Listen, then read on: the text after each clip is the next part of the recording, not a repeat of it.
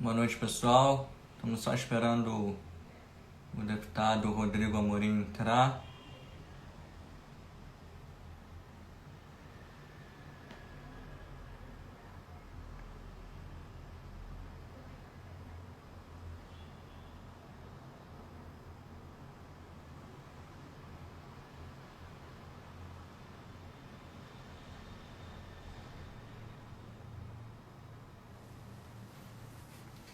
Mais uma entrevista pré-candidatos a prefeito da cidade do Rio de Janeiro. Semana que vem vamos ter já alguns de São Paulo também. Então o deputado já está aqui entrando.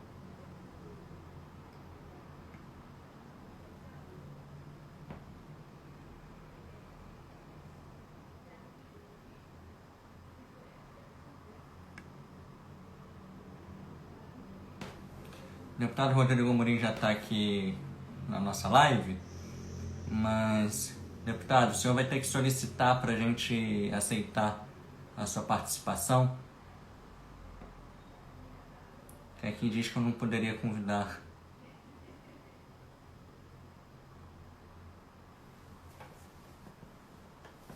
Enquanto isso, eu vou convidando aqui algumas pessoas.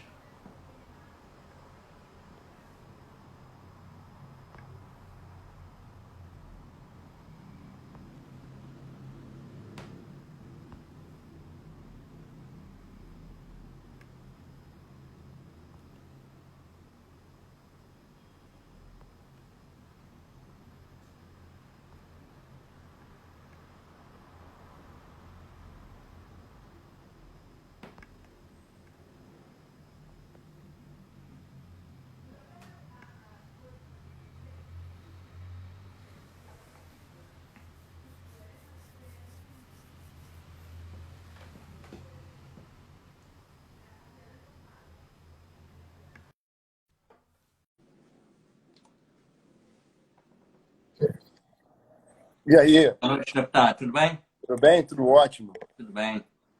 Vamos posicionar aqui. Maravilha. Acho que tá bom, tá? Tá ótimo. Tá me ouvindo bem? Tudo ótimo, perfeito. Uma honra aí, obrigado pelo carinho, boa noite. Ah, que isso. Nós que agradecemos aí pela oportunidade de poder conversar com o senhor. Então vou já... Me chama de você, cara, pelo amor de Deus. Tá bom. Por favor. Então, já vou começar. A gente tem aqui um roteiro só para explicar para você e para quem está nos assistindo, quem vai assistir posteriormente, porque essa entrevista vai para o YouTube também depois. Tem 4 partes. A primeira sobre você, o candidato, depois sobre o Rio, depois um pinga-fogo, pergunta e resposta rápida, sem entrar em pormenores. E a quarta é o final, onde você pode dar alguma mensagem finalizando a entrevista. Tá bom? Perfeito. Então, esse roteiro foi feito por nós, toda a redação do Boletim da Liberdade, e aí tá aqui para a gente ir acompanhando.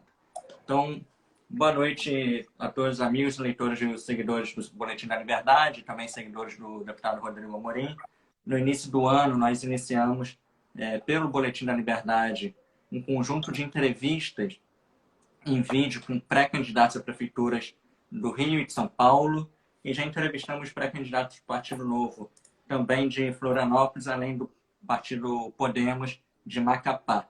No Rio já conversamos, além do Novo, com Democratas e ontem com PSD. E hoje temos a honra de receber aqui o pré-candidato à Prefeitura do Rio de Janeiro e também deputado estadual Rodrigo Amorim, que vem concorrendo pelo PSL. Antes de começar a nossa entrevista, gostaria de lembrar que iniciativas como essa de produzir conteúdo jornalístico com viés liberal são viabilizadas graças à assinatura de leitores e assinantes do Boletim da Liberdade. Então, quem ainda não é assinante, convidamos a assinarem nosso boletim para a gente poder manter esse trabalho independente, inclusive você, Rodrigo Amorim, que é nosso convidado. Mas, antes de tudo, vou fazer um agradecimento especial, deputado, ao senhor, porque estamos na fase final de edição do documentário sobre o Carlos Lacerda. E, né, um documentário independente que nós mesmos estamos patrocinando. E, graças ao senhor, você, como deputado estadual, conseguimos a liberação da LERJ, do plenário, num dia vazio, para filmar nas dependências do Palácio Tiradentes. Então, já passado o agradecimento, vamos entrar na parte do candidato. Você está apenas no primeiro mandato como deputado estadual, eleito em 2018, mas já quer concorrer à Prefeitura do Rio de Janeiro. Por quê? Olha, primeiro eu te agradecer a todo mundo que está nos assistindo. É uma honra estar aqui no Boletim da Liberdade. Eu tenho muito apreço pelo trabalho de vocês. Foi, na verdade, uma obrigação minha como parlamentar reconhecer o trabalho que vocês estão fazendo em homenagem a esse grande estadista que foi Carlos Lacerda. Eu sou um admirador, não conheço a obra de Carlos Lacerda tão profundamente quanto o Instituto da Liberdade, quanto o Lucas Berlanza, mas sou um admirador do trabalho que vocês vêm desenvolvendo justamente para manter viva a obra desse grande estadista do Brasil. Então, é uma obrigação minha como parlamentar permitir que se abra aquela casa para que se avive a memória de Carlos Lacerda. Então, além de uma honra para mim, foi uma obrigação. Então, agradecer a vocês pela oportunidade de eu ter podido contribuir de alguma forma com esse momento histórico. E quero dizer, inclusive, que no ano passado eu apresentei, tem tanta bobagem que a esquerda cria na Assembleia Legislativa, de medalha de agradecimento, de comenda, para umas coisas, para um mimimi, para uma história de separar o Brasil, para acirrar cada vez mais os ânimos numa tentativa de dividir para conquistar da esquerda, que eu apresentei no ano passado uma proposta para que se criasse, dentre as comendas da Assembleia Legislativa, uma medalha a Carlos Lacerda. Eu acho que é importante a gente manter viva a imagem desse herói nacional, desse grande estadista. Então, é só para fazer esse preâmbulo. Olha, eu quero, antes de mais nada, dizer o seguinte. Eu tenho convicção que eu estou no primeiro mandato, não tenho dúvida nenhuma disso. Tenho muito orgulho e muita alegria de ser deputado estadual. Todas as vezes que eu passava ali, andando pelo centro da cidade, em frente ao Palácio Tiradentes, eu despertava em mim um desejo, um sonho, na verdade, de um dia poder estar ali no Palácio Tiradentes representando uma parcela da população fluminense. Eu tenho vida pública há algum tempo, já ocupei alguns cargos em alguns municípios, fui procurador autárquico do município de Niterói, fui secretário municipal na Baixada Fluminense, e em 2016 eu tive a honra de poder ser candidato a vice-prefeito do Rio de Janeiro, ao lado do senador Flávio Bolsonaro, hoje senador Flávio Bolsonaro, e naquela oportunidade foi um grande momento para a gente discutir a cidade do Rio de Janeiro. Muitos dos problemas que a gente discutiu em 2016, eles apenas se agravaram. Com esse movimento que no meu caso, eu iniciei em 2016, eu auxiliei, dei a minha modesta contribuição para que a gente pudesse organizar ali o cenário, sobretudo partidário, e eu pude viver a história do meu país, do meu estado, participando da eleição que foi a maior guinada na história do Rio de Janeiro e do Brasil, que foi uma vitória conservadora em 2018, onde nós elegemos um presidente da República, 2 senadores, 12 deputados estaduais, 12 federais e um governador do estado. E justamente nessa esteira, eu fui o candidato, naquele momento, deputado mais votado do estado do Rio de Janeiro, 140.666 votos, sendo exatamente a metade desses votos na capital e a metade no interior do estado, 15 mil votos em Petrópolis, 25 mil votos na Baixada Fluminense. E justamente essa votação expressiva, a minha paixão pelo Rio de Janeiro e a experiência de ter disputado e discutido os problemas da cidade em 2016, quando fui candidato a vice-prefeito com o Flávio Bolsonaro, numa proposta conservadora que se consolidou em 2018, e justamente nessa coerência da gente estar vivendo um Rio devastado e ter 2 adversários nesse momento. Demitir o pior prefeito da história do Rio de Janeiro, Marcelo Crivella, e impedir que a esquerda, derrotada em 2018, faça justamente no Rio de Janeiro a sua última morada. Então, com extrema coerência a tudo que eu venho vivendo e a todo o processo histórico que o Rio de Janeiro e o Brasil vem enfrentando, se apresenta a minha candidatura com muita humildade. Temos bons quadros dentro do PSL, mas é uma candidatura de viés conservador, exatamente mantendo uma coerência pelas propostas apresentadas em 16, 18 e agora, se Deus permitir, em 2020. Legal, deputado. Em 2016, como já adiantado por você, foi candidato a vice-prefeito do Rio na chapa encabeçada pelo hoje senador Flávio Bolsonaro. Em 2018, foi eleito com o apoio dele para seu primeiro cargo eletivo também, tornando-se o deputado estadual mais votado do Rio de Janeiro. Apesar da proximidade, você não faz parte do grupo que irá para o Aliança pelo Brasil. Por que você e a família Bolsonaro estão seguindo caminhos diferentes? Na realidade, eu, como disse, me mantenho absolutamente fiel às pautas que nos elegeram, que foram as pautas que nós defendemos, a bandeira que nós defendemos em 2018, que teve como um ícone dessas pautas o presidente da República, Jair Messias Bolsonaro, que vem também com extrema coerência, mantendo a integridade das propostas e das bandeiras que defendeu durante todo o seu mandato, durante toda a sua vida pública, desde vereador, deputado federal e hoje presidente da República. A essas bandeiras eu sou absolutamente fiel. Eu me orgulho de ser talvez o deputado na Assembleia Legislativa mais atuante no sentido de defender essas pautas. Apresentei inúmeras propostas nesse sentido, em defesa do viés conservador, no ponto de vista comportamental, no conservadorismo político e, sobretudo, na liberdade no campo econômico. Eu talvez seja um dos maiores defensores dessas pautas que nos elegeram em 2018. Justamente por conta disso, num determinado momento, o presidente Jair Bolsonaro ele rompe com o PSL, o que é legítimo. Todo brasileiro, sobretudo o presidente da República, qualquer outro político, ele tem legitimidade para se filiar ao partido que bem entender ou criar o seu próprio partido. Porém, naquele momento, em novembro, dezembro de 2018, nós saberíamos, no meu caso, eu sabia das dificuldades que nós teríamos para a montagem de um novo partido. É um desafio burocrático, conforme a legislação vigente, são 500 mil assinaturas pelo Brasil inteiro. É um processo extenuante e muito burocrático, e a gente precisava apresentar efetivamente uma proposta conservadora. Nós fizemos o PSL um partido grande, um partido com ferramentas que nós não tínhamos anteriormente, com um tempo de televisão amplo.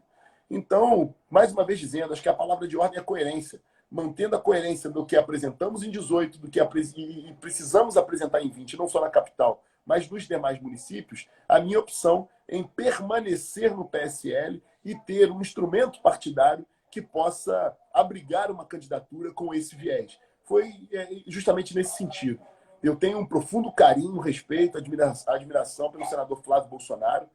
De fato, fui o deputado mais votado no Estado justamente por conta dessa relação, de tudo que nós vivemos em 16 e 18. Me mantenho absolutamente fiel a essas pautas e agora apresentando uma proposta nessa mesma vertente para a cidade do Rio de Janeiro. Então, na verdade, respondendo a tua pergunta de forma muito objetiva, foi uma opção para que tivéssemos efetivamente uma ferramenta de peso forte, que é o PSL, de modo a botar uma candidatura competitiva agora em 2020. E uma coisa adicional, qual a sua avaliação de um possível apoio, né, do próprio Bolsonaro ao Marcelo Crivella, do Republicanos, dado a atual conjuntura que temos? Olha, justamente se eu não tivesse feito a opção em permanecer no PSL, hoje eu teria muito problema, e aí eu digo como cidadão do Rio de Janeiro, em apoiar o prefeito Marcelo Crivella. Em primeiro lugar, porque eu defendo, antes de mais nada, esse ideário conservador. E eu te digo que, definitivamente, em que pese ser um homem religioso, o prefeito Marcelo Crivella ele não representa a proposta conservadora tal qual apresentamos em 2016 e em 2018. Naquele momento em que concorríamos à Prefeitura do Rio de Janeiro, momentos antes, o hoje prefeito Marcelo Crivella, anterior à eleição de 2016, quando ele se sagrou vitorioso, com o nosso apoio no segundo turno, porque efetivamente nós ficamos ali no segundo turno em 2016 entre a cruz e o demônio. A cruz representada pelo bispo Marcelo Crivella e o demônio representado por Marcelo Freixo, com as suas ideias repugnantes de tudo que a gente pensa contrário que é o que o pessoal representa. E dentro dessa seara, obviamente, nós fizemos uma opção pelo senador Marcelo Crivella, que anteriormente havia sido ministro de Dilma Rousseff e de Luiz Inácio Lula da Silva. Os maiores algozes da República, aqueles que nós lutamos para derrubar democraticamente e ceifamos toda uma mentalidade nociva para o país, repugnante para o país e absolutamente corrupta, que foi o que representou o governo Lula, o governo Dilma, e que o senador Marcelo Crivella fazia parte. Então, eu compreendo, de forma muito objetiva, que definitivamente O prefeito Marcelo Crivella, ele não representa a força conservadora.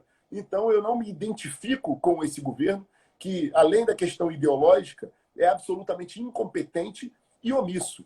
Então, definitivamente não me representa, e daí, cada vez mais, se fortalece a necessidade de, por coerência, apresentar uma proposta para 2020, efetivamente com a pegada conservadora, nos mesmos moldes que a gente vem fazendo a política desde 2016, passando por 2018. Há uma expectativa, deputado, que a sua candidatura será mais à direita nas eleições de 2020 para prefeito. Você considera que é realmente assim? E o que a direita poderia propor para administrar o Rio de Janeiro que não tenha sido feito até hoje? Eu tenho a mais absoluta convicção disso, que representamos efetivamente uma candidatura à direita. Eu, obviamente, me orgulho, por exemplo, de ser um dos deputados, além de muito atuante, como disse, defensor dessas pautas, eu sou um dos deputados que mais promove o embate ideológico dentro da Assembleia Legislativa. Eu me permito um parêntese, e durante o processo eleitoral eu participei de um debate dentro do ambiente universitário, absolutamente dominado e doutrinado ideologicamente, aparelhado pela esquerda, e tive a coragem de botar o dedo na cara do hoje deputado Serafini, do PSOL, e dizer a ele, olha, prepare-se, porque a esquerda terá dias muito difíceis dentro da Assembleia Legislativa. E eu tenho honrado o meu compromisso. Eu tenho feito com que a esquerda tenha dias muito difíceis dentro da Assembleia. Eu, diariamente, boto o dedo na cara do PSOL com absoluta coragem e refuto todas aquelas ideias repugnantes, como, por exemplo, defender aborto, ser contra a vida, defender a liberação de drogas, que dizima as famílias no Rio de Janeiro e no Brasil. Há deputados do PSOL que defendem o uso recreativo do crack. Enfim, o tempo inteiro pauta defendendo vagabundo, indo contra as nossas forças de segurança, satanizando a atividade empresarial, que é fundamental para o desenvolvimento econômico e social. O melhor programa social, sem dúvida nenhuma, é o emprego, já dizia Ronald Reagan. Então, assim, eu enfrento o PSOL diariamente. Então, eu tenho convicção que essa candidatura à direita, ela levará o Rio de Janeiro, além desse embate que eu considero absolutamente salutar para a democracia. A gente, de 30 em 30 anos, o Brasil passa por uma grande transformação na sua história. E nós vivemos essa transformação numa guinada histórica, onde a força conservadora venceu a eleição e nós levamos as nossas pautas e precisamos estender essas pautas à prefeitura. Hoje a gente vive um Rio de Janeiro, e aí eu falo não como pré-candidato ou como deputado, mas falo como cidadão do Rio de Janeiro, morador da Tijuca, que há 41 anos vive nessa cidade e nunca viu uma cidade tão degradada, tão abandonada, tão esculachada, como se fala no português claro. O Rio de Janeiro está entregue à própria sorte. Eu tive, no final de semana recente agora, percorrendo, mesmo nesse período de pandemia, durante a madrugada, vários bairros do Rio de Janeiro. E eu costumo dizer para o pessoal que trabalha comigo, sem querer parecer soberbo, mas numa brincadeira, que desliguem o Waze quando a gente está no carro, porque eu conheço a cidade do Rio de Janeiro, tenho amigos em todos os bairros e percorri, de fato, zonas perigosíssimas, zonas que a gente parece que é uma cidade em guerra, uma cidade devastada, e o Rio de Janeiro está literalmente entregue à própria sorte, escuro, abandonado, esburacado, moradores de rua em todas as calçadas da cidade do Rio de Janeiro, serviços de péssima qualidade, e a gente percebe a degradação, a falta de carinho, a falta de zelo com a cidade em todos os momentos. Esse problema, essa questão, esse abandono, ele não é de esquerda nem de direita. O que eu quero dizer com isso? Eu, sem dúvida nenhuma, vou apresentar uma proposta baseada numa vertente ideológica que eu defendo e que tenho sido absolutamente fiel. Seja conservadora nos costumes, impedindo essas pautas nefastas, em defesa da vida incondicionalmente, contra a droga e, sobretudo, valorizando 3 pilares que eu considero fundamentais. E são nesses pilares que eu fundamento uma proposta para a Prefeitura do Rio de Janeiro. Em primeiro lugar, o primeiro pilar, de forma muito rápida, ordem, considerando aí o combate veemente à criminalidade, e o município deve cumprir o seu papel constitucional, está na Constituição Federal. As guardas municipais, que eu pretendo transformar em polícia municipal, elas têm um papel de integrar as forças de segurança pública com os demais entes federativos. Além disso, dentro desse segmento da ordem, um combate veemente à corrupção. E aí o combate à corrupção, ele significa ação contundente quando a corrupção acontecer, identificar e punir os culpados com rigor, e mais do que isso, adotar medidas de compliance, que a gente possa observar e impedir que o processo da corrupção aconteça. Identificar os ralos da corrupção e atuar preventivamente para que a corrupção não aconteça.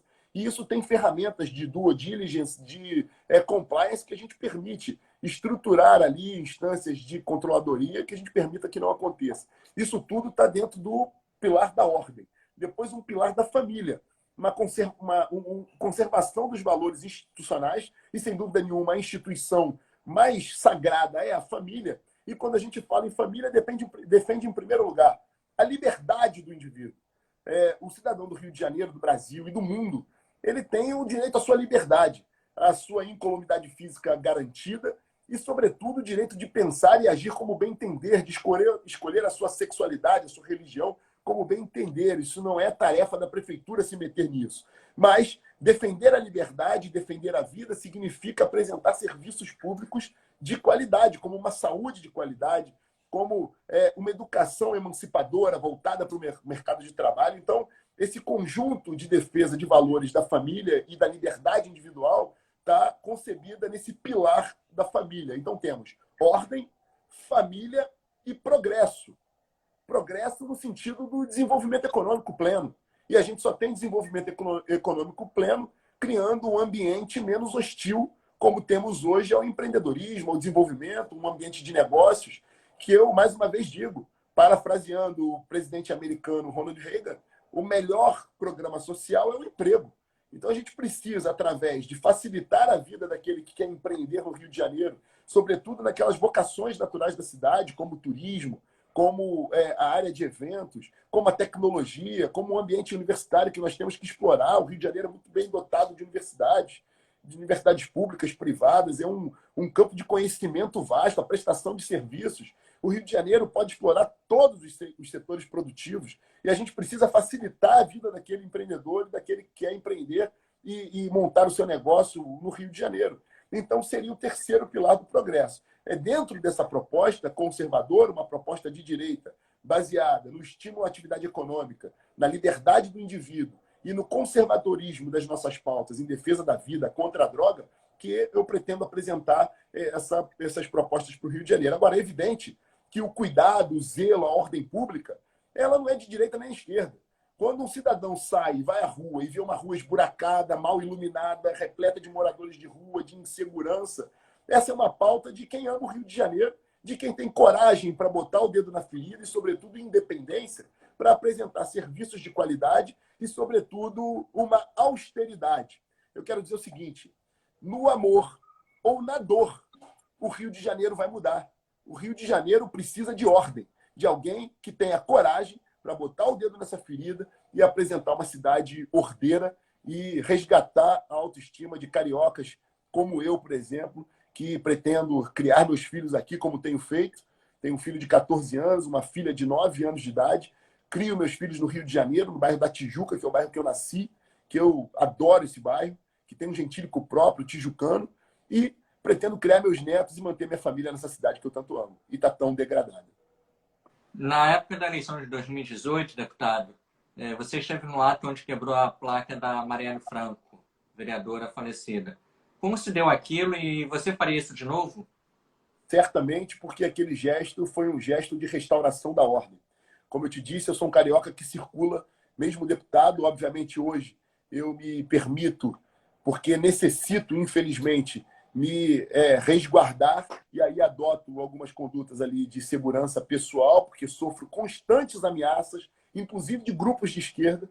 Os serviços de inteligência, né, da segurança pública diversas vezes identificaram ameaças contra a minha vida, mas eu circulo livremente pelas ruas do Rio de Janeiro.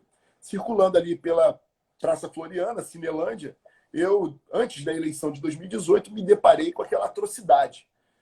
Obviamente que o crime que tirou a vida da vereadora Marielle Franco e do motorista Anderson, muitas vezes esquecidas por militantes da esquerda, todo mundo acha que foi só a vereadora Marielle que foi assassinada, é um crime bárbaro.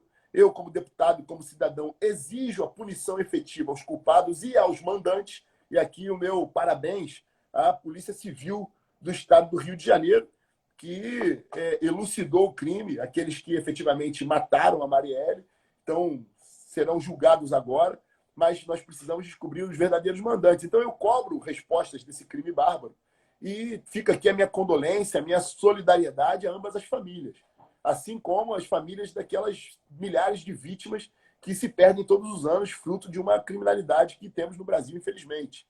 Está diminuindo garantindo a legítima defesa do policial, a retaguarda jurídica do policial e das nossas forças de segurança, a valorização. Eu sou um defensor incondicional das forças de segurança na Assembleia. Agora, não é porque a causa pode ser nobre ou aparentemente nobre que a esquerda tem o direito de protestar como bem entender, inclusive em arrepio da própria lei. O que essa turma fez foi, julgando ser uma causa nobre, se achando detentores dos monopólios das virtudes, foram lá de maneira sorrateira, de maneira ilegal e ilegítima, e afixaram uma placa por cima da placa indicativa da Praça Marechal Floriano, que é uma praça símbolo do Rio de Janeiro, um ponto turístico do Rio de Janeiro, um ponto de negócios do Rio de Janeiro, um ponto importante para o desenvolvimento da cidade, e ao arrepio da lei foram lá e colaram, depredando o patrimônio público. Então, antes de mais nada, retirar aquela placa e devolver a placa original Marechal Floriano, indicativa da praça, da célebre Praça Marechal Floriano, foi, antes de mais nada, um gesto de reparação do patrimônio público da cidade do Rio de Janeiro e, mais do que isso, um gesto de restauração da ordem e repúdio a esse comportamento nefasto da esquerda que se acha detentora dos monopólios das virtudes.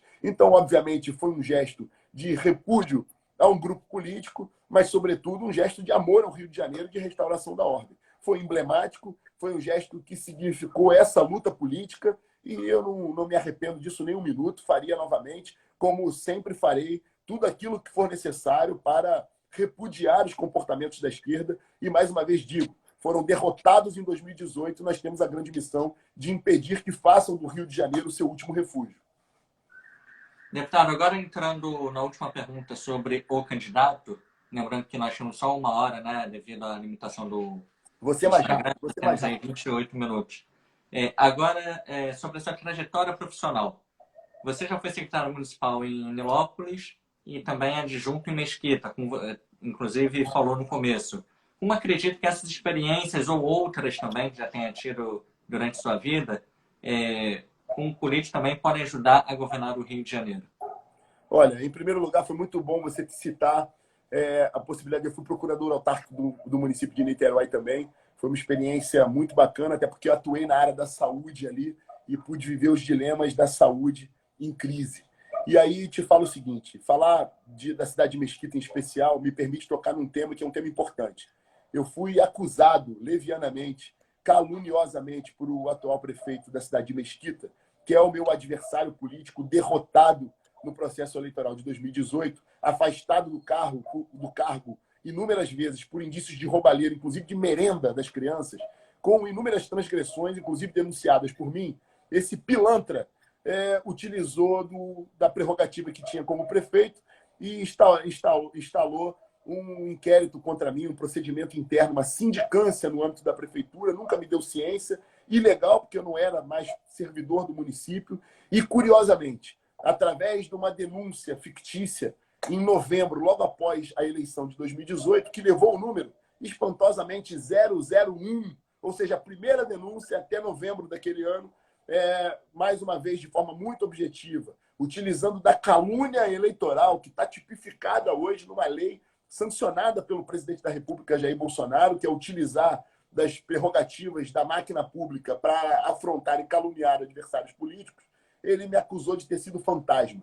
Quero dizer o seguinte, eu fui o deputado mais votado da cidade de Mesquita, assim como fui na cidade do Rio de Janeiro, como fui na cidade de Petrópolis e muitas outras cidades desse estado. Ninguém em Mesquita é subestimar a capacidade do morador de Mesquita, do mesquitense que eu tanto amo e servi aquele município com orgulho. Eu diria que um mesquitense jamais votaria no fantasma. Eu tenho um trabalho entregue e realizado naquela cidade e esse canalha está respondendo na justiça por isso. Eu estou enfrentando ele lá, como fiz quando ele foi na Assembleia Legislativa, que eu botei o dedo na cara dele e ele amarelou e se acovardou. Agora, quero dizer que essa experiência no Executivo me permitiu, em primeiro lugar, uma interlocução com os entes federativos. Me permitiu conhecer o funcionamento da máquina e poder aplicar ali política pública de verdade para o cidadão na ponta. Cabe ao município os serviços mais básicos e mais sensíveis para o cidadão. Então, foi uma experiência magnífica de gestor municipal em pastas importantes, podendo levar programas fundamentais para o cidadão, sobretudo na Baixada Fluminense, que muitas vezes ficou abandonada ou que necessita de serviços básicos. E ali a gente pôde fazer a Casa da Mulher, o PROCON municipal, levar diversos programas do governo federal para pessoas com deficiência, políticas de juventude e outras tantas que eu tive a oportunidade de desenvolver como gestor municipal. Isso me abriu a visão. Agora, conjugado com 1 ano e meio no parlamento e com toda a minha trajetória, com o momento que estive atuando, representando o Brasil junto ao Mercosul. Então, esse conjunto de experiências me permitem, somados ao amor que eu tenho por essa cidade, à vontade dessa cidade do Rio de Janeiro ser a cidade de criar meus filhos, com toda humildade, são prerrogativas que me permitem disputar e apresentar uma proposta em 2020, tal qual fizemos em 2016. São eleições totalmente diferentes. A eleição de prefeito, como vivi em 2016, e a eleição de deputado, que eu tive uma vitória avassaladora, mas são eleições totalmente distintas. Essa experiência é o que vai nos servir de alicerce para levar e oferecer uma proposta na mesma coerência de 2016 e 2018. Deputado, agora a gente vai entrar para falar sobre o Rio de Janeiro, sobre os problemas da nossa cidade, mas antes gostaria de falar a todos que estão nos assistindo que estamos entrevistando o deputado estadual do PSL, Rodrigo Amorim, pré-candidato a prefeito na cidade esse ano de 2020, aqui pelo Boletim da Liberdade. Eu sou o Pedro Rafael, um dos editores. Nossa pergunta agora, deputado. Segundo uma pesquisa do Datafolha, 72% dos cariocas rejeitam o prefeito Marcelo Crivella. Eu estou entre eles. Eu estou entre eles. No fim do ano passado, o Rio já havia enfrentado uma crise na saúde, onde diversas unidades paralisaram diante da falta de repasse e agora estamos vivendo uma pandemia.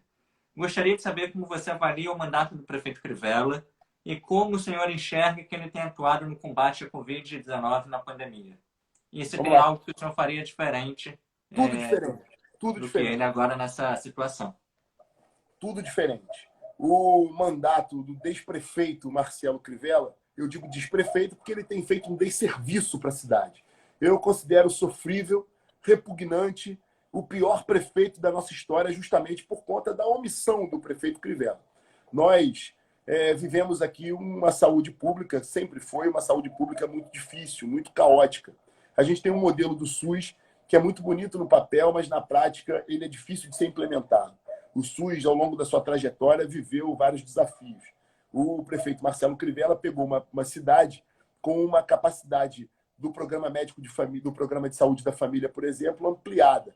Claro que vivíamos nesse momento de ampliação um momento de vigor financeiro por ocasião do alinhamento entre os entes federativos e da realização de eventos esportivos mundiais. Então, muito dinheiro entrou no Rio de Janeiro, a gente vivia um momento de pujança, se ampliou essa capacidade instalada. Concordo que, num primeiro momento, a ampliação da capacidade instalada da rede de saúde ela implica em aumento do custeio, mas a gente sabe que, em longo prazo, obviamente que o resultado final vai ser a diminuição do custeio, porque a gente vai começar a reprimir, combater as doenças de maior gravidade no início. Consequentemente, os gastos com a saúde de alta complexidade eles vão diminuir ao longo do tempo. Porém, eu considero que o município cabe a ele, prioritariamente, a política de saúde preventiva, a saúde de família, né? A saúde básica e também as grandes emergências. O Rio de Janeiro é dotado de uma rede hospitalar muito ampla. E aí eu estou me referindo às unidades do município, do estado e do governo federal, sobretudo as das universidades. Nós temos 3 hospitais universitários na cidade do Rio de Janeiro, que é o Pedro Ernesto da UERJ, o Gafreguini da Unirio e o Clementino da UFRJ.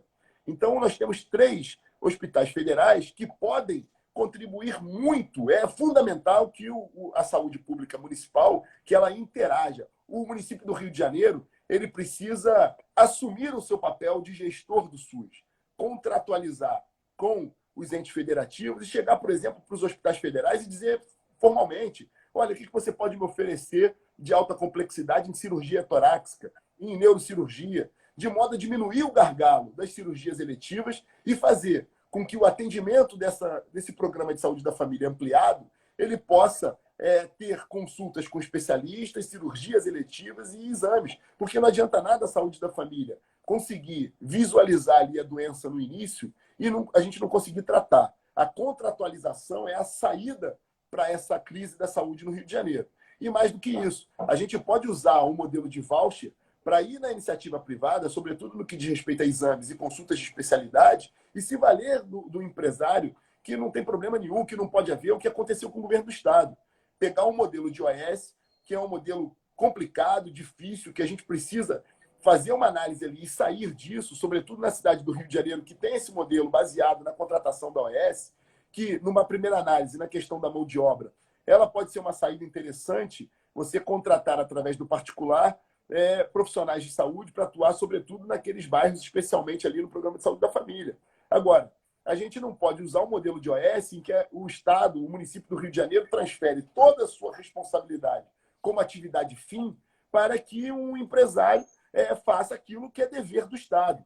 A gente tem como último princípio da Constituição o princípio da eficiência, artigo 37 da Constituição, que elenca os princípios da administração pública, eficiência, moralidade e tudo mais. A eficiência foi o último princípio constitucional, através de uma emenda constitucional, e é o princípio que eu consagrado. Eu sempre trago no discurso esse princípio da eficiência, em que a gente não pode, mais uma vez, criminalizar a atividade empresarial, que é legítimo o empreendedor ganhar dinheiro, é absolutamente legítimo o empresário ganhar dinheiro. Agora, a gente precisa saber fazer isso com coerência, por exemplo, pagando a OS com base na produtividade, naquilo que efetivamente produz e não por um preço fixo. Senão acontece o que aconteceu com essa OS e Abas.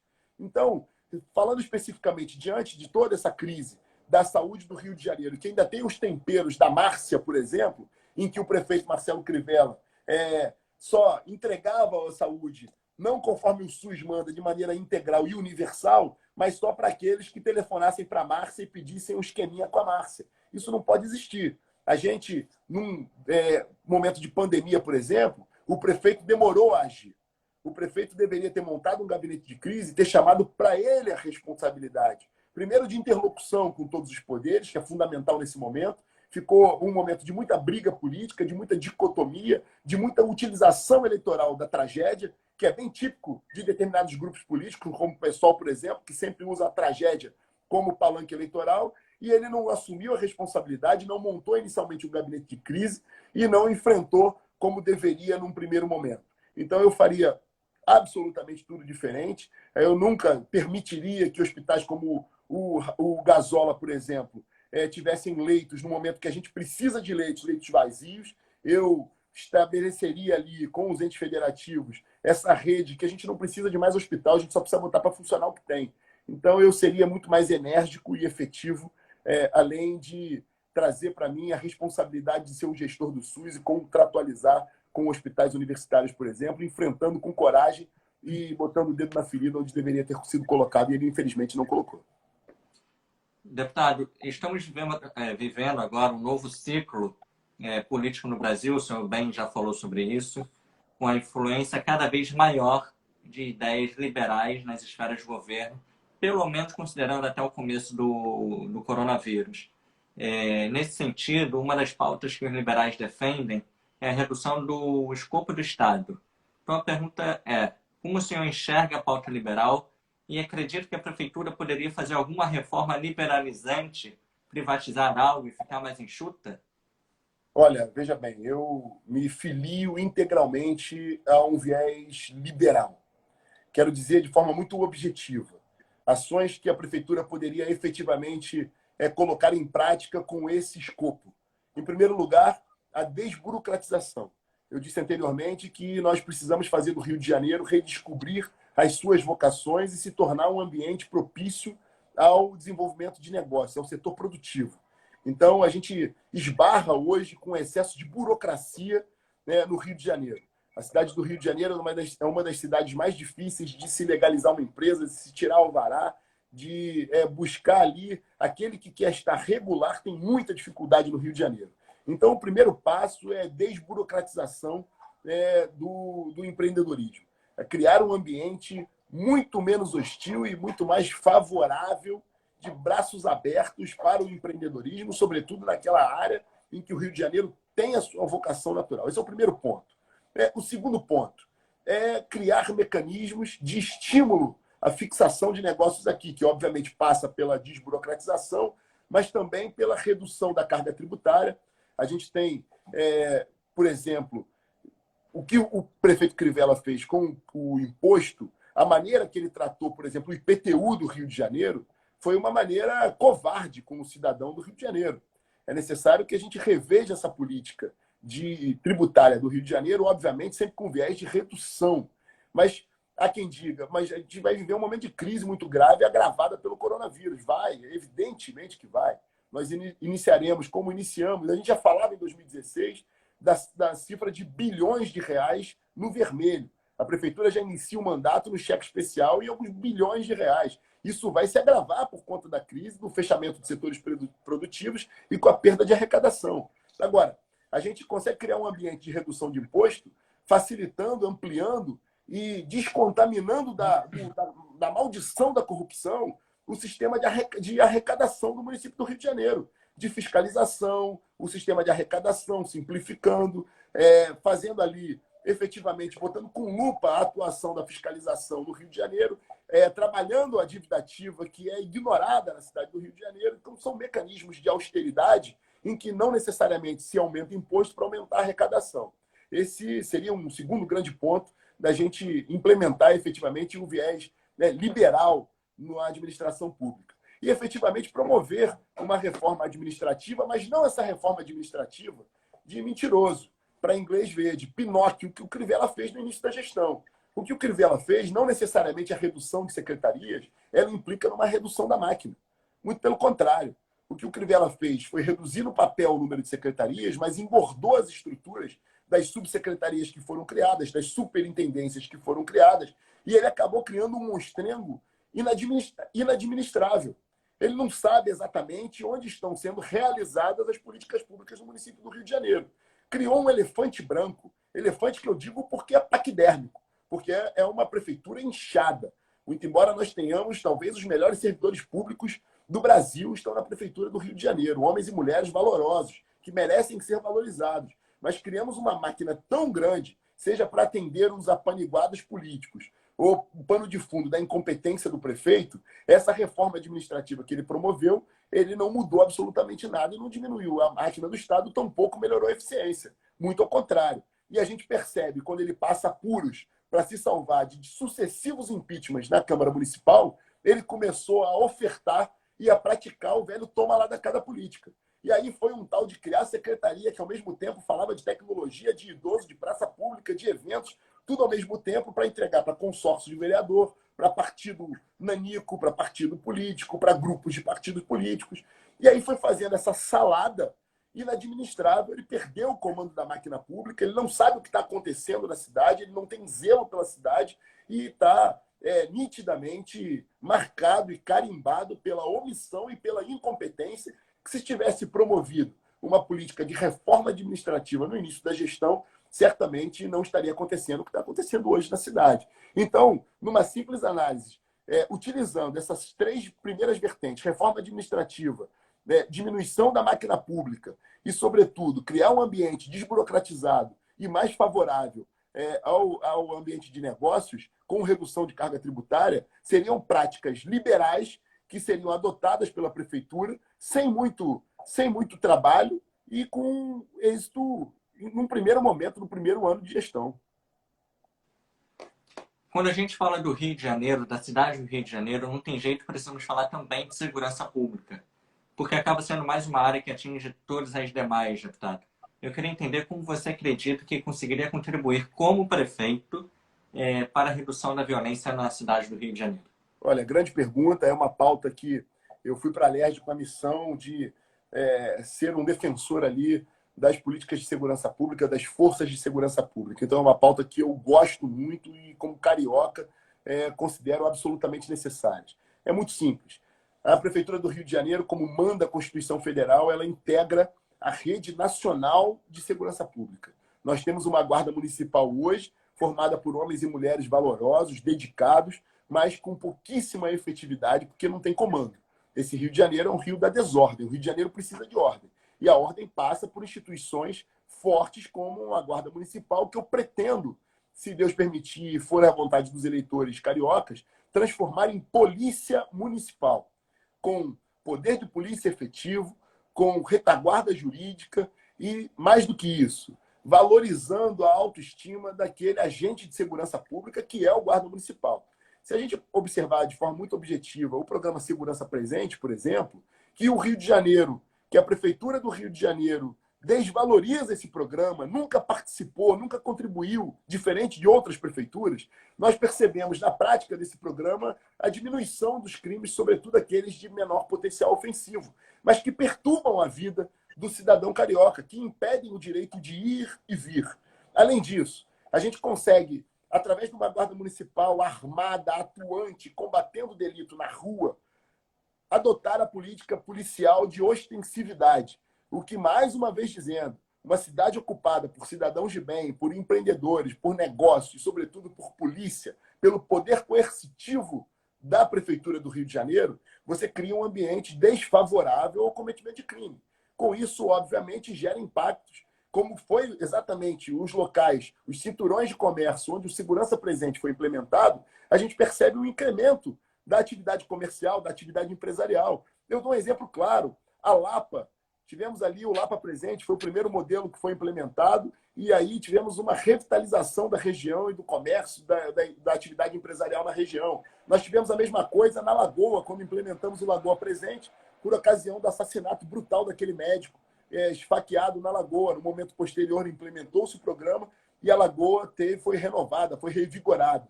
Então, a Prefeitura do Rio de Janeiro, obviamente, pode contribuir e muito, tem um papel indispensável, eu diria, no viés da segurança pública, com uma guarda municipal forte, com ordem pública e, sobretudo, transformando, que é a minha proposta, em polícia municipal, além, é claro, uma educação emancipadora, que a gente combata a evasão escolar e, com isso, a gente sabe que a maioria esmagadora, mais de 78% do cometimento de crimes numa determinada faixa etária são indivíduos que são vítimas da evasão escolar, e a gente sabe que uma educação de qualidade, emancipadora para o mercado de trabalho, integral, e que se combata efetivamente a evasão escolar, você diminui a violência, uma cidade zelosa, a teoria das janelas quebradas, uma cidade bonita, arrumada, bem iluminada, conservada, ocupada pela população, você diminui a mancha criminal, e o zelo nos bairros, fazer atividade comercial, atividade empresarial prevalecer ao cometimento de crimes numa ação integrada das forças de segurança pública.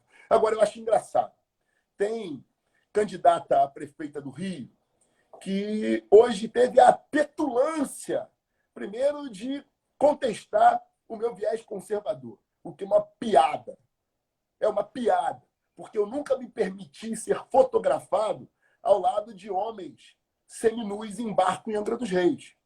Então, é conservador lá na China, aqui nunca. Me permitir, hoje teve audácia, petulância, eu não sei se para criar polêmica, eu não sei se é fruto da desorientação em razão da derrota cachapante que tomou em 2018, que perdeu o seu mandato e ficou vagando aí como uma cracuda, teve a petulância de dizer que a ideia de armar a Guarda Municipal é dela, quando essa pauta é a pauta nossa. A pauta de segurança é a pauta nossa. Nós, nessa legislatura na LERJ, tínhamos a atuação pontualmente de um deputado ou outro, dentre eles o hoje senador Flávio Bolsonaro, defendendo as forças de segurança. Agora, eu sou um defensor das forças de segurança, a pauta da segurança pública é uma pauta prioritária em qualquer atividade minha na vida pública, e eu tenho convicção que vai ser o carro-chefe da Prefeitura do Rio de Janeiro, a restauração da ordem, através de uma política pública de ordem pública, de polícia municipal, com rondas especiais, e que a gente possa devolver a tranquilidade e a paz para o cidadão do Rio de Janeiro. Eu dou um exemplo. Eu estava com o deputado Alexandre Knoploch, meu grande companheiro de partido, possível pré-candidato a vice-prefeito do Rio de Janeiro, numa chapa do PSL, e efetivamente também é outro parlamentar que tem o seu mandato vocacionado para a segurança pública. Há alguns dias eu estava com ele na orla de Copacabana e vi dois vagabundos estrangeiros barbarizando a orla de Copacabana. e a gente não vê a Guarda Municipal efetivamente enfrentando esse tipo de canalha. Ali, para azar deles, eu e o deputado Quinopó estávamos passando na hora, o deputado Quinopó enquadrou os vagabundos, e são menos dois vagabundos que estão ali aterrorizando a praia de Copacabana. Eu quero dizer, para simplificar, eu tenho um compromisso com o Rio de Janeiro. É possível zerar o cometimento de crime em áreas turísticas num curto espaço de tempo, em algumas semanas, com uma gestão de força e austeridade na segurança pública.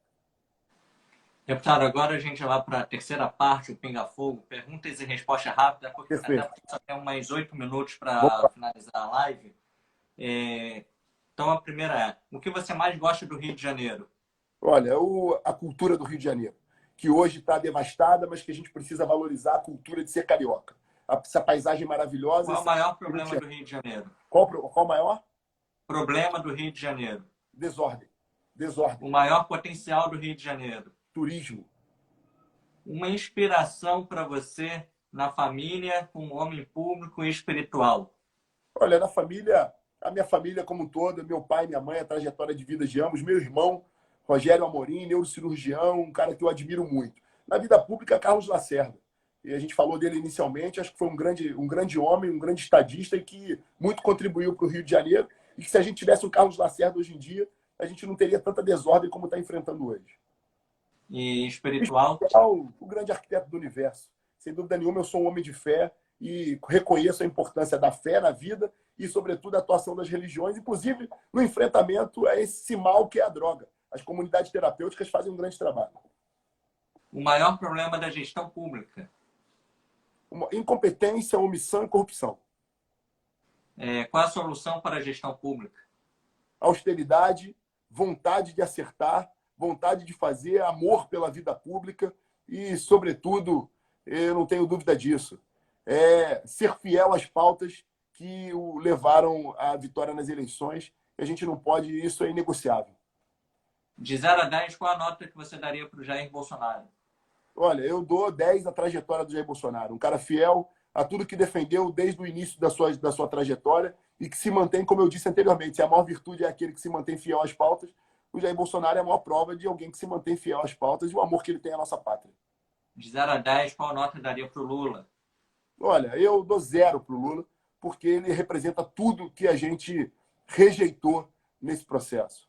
De 0 a 10, qual nota daria para o Witzel, Wilson Witzel, governador do Rio de Janeiro? Olha, eu daria nota 5 para o Wilson Witzel, porque eu tenho um mandato de absoluta independência. Não votei com o governo em muitas oportunidades, votei conforme a orientação dos meus eleitores e as pautas que eu defendo. Mas eu digo que daria porque o Wilson Witzel acertou no início do mandato, por exemplo, na melhor política de segurança pública da história dessa cidade, que é uma pauta da história desse estado, que é uma pauta cara a mim.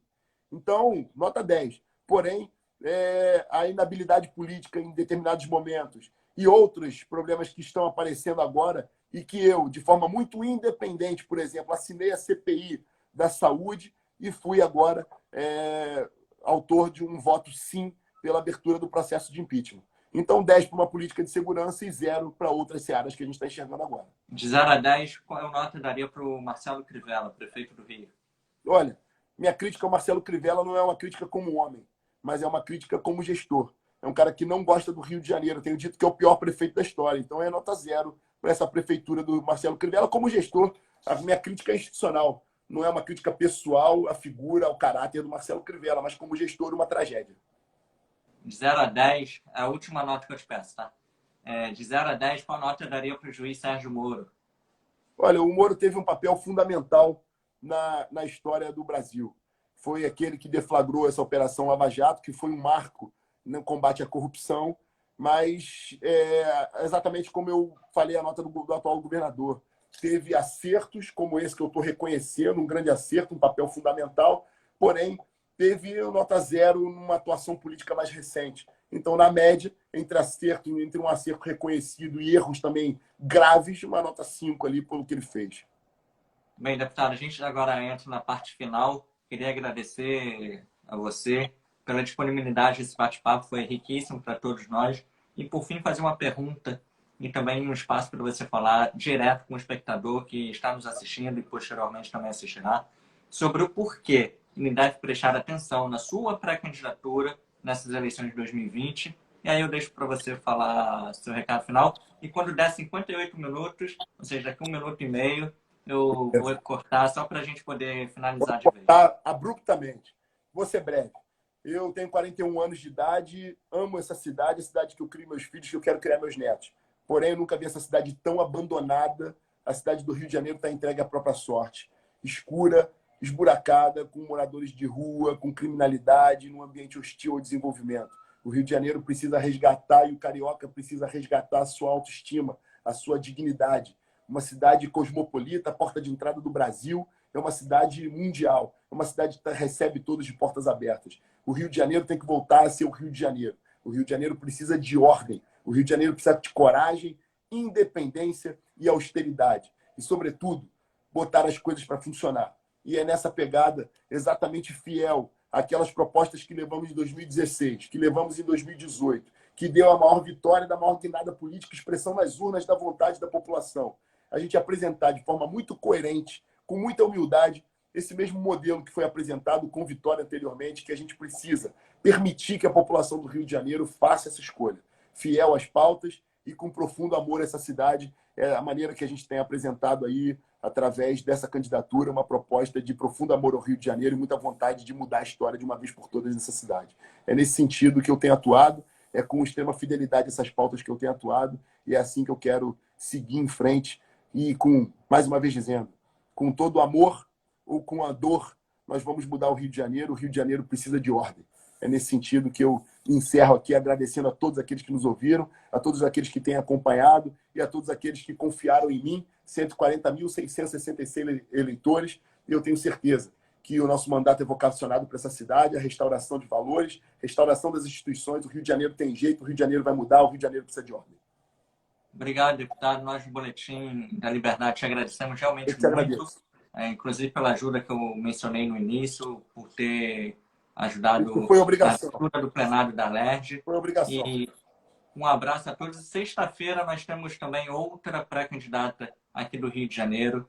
Então, encontramos todos aqui para mais um debate. Obrigado, deputado. Um Viva a abraço. Boa democracia, sorte. viva as instituições, viva o Rio de Janeiro. Obrigado. Fica com Deus. Um abraço.